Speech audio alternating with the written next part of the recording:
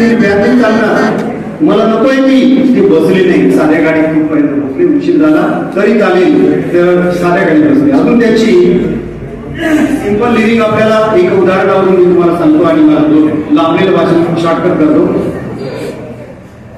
लाल बहादूर शास्त्री हे सिंपल म्हणजे अतिशय कमी खर्चामध्ये आपल्याला जीवन कसं जगता येईल याचा गणित ते नेहमी चालवायचे.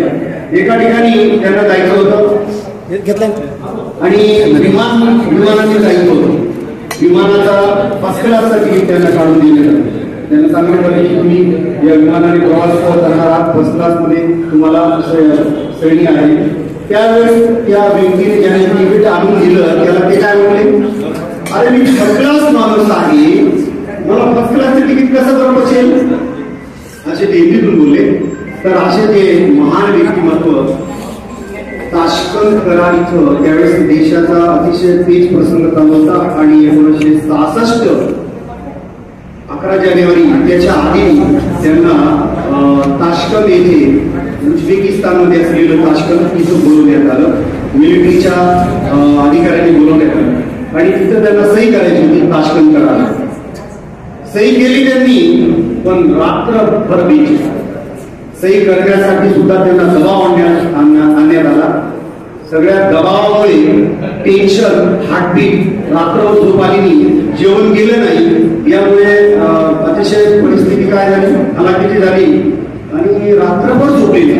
रात्रीच्या 2 वाजता घरात इकडं तिकडं जिथं ते त्या रेस्ट हाऊसला ते झोपले होते ते सारखे चक्कर मारायचे इकडं तिकडं आणि पडल्या अटॅक आला असं त्यांचं एक रहस्यमय मिस्टिरियस डेथ त्यांचा झालेला आहे. त्यांचा डेथ झाल्यानंतर म्हणजे त्यावेळेस आम्ही युनायटेड स्टेट्स ऑफ अमेरिका यांचा डिक्लेअर केले की त्यांचा हार्ट अटॅकने मृत्यू झालेला आहे. पण खऱ्या अर्थाने कसा झाला काही माहित नाही, पण सही केल्यानंतर त्याच रात्री ते 11 जानेवारी 1966 रोजी त्यांचा मृत्यू झाला. असे त्या महान विभूती, दोन्ही महान विभूती आहेत, महात्मा गांधी आणि लाल बहादूर शास्त्री. यांच्याबद्दल बोलायचं म्हणजे भरपूर आहे, परंतु आता वेळेच्या अभावी मी माझं लांबे भाषण शॉर्टकट करतो आणि मला इथं येण्याची बोलण्याची संधी दिली त्या संयोजकांचं मी आभार मानतो. धन्यवाद. जय हिंद, जय महाराष्ट्र.